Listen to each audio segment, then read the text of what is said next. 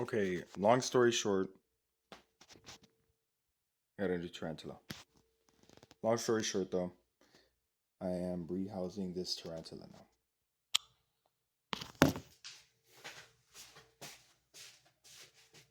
Moment. I'm about to clean this shit up.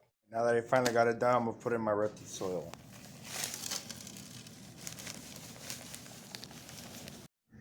Now that I have that done, since it is a fossorial tarantula, I am going to decorate it. So give me 1 minute.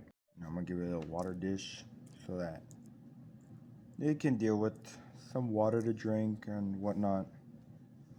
And yeah. Done a little bit of some sphagnum moss. Like right here in the corner.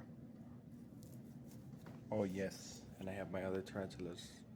My Collenbergie in her burrow, and my green bottle blue in her little cork. So yeah. And then we'll give it this little, whatever this is, little bush. It's like right here. I guess it's fine. Now it's time to rehouse her. Okay. So usually I would go with a toothbrush, but since I know this little girl or guy is friendly, I'll just let her, oops, let her go. Also, please don't try this at home.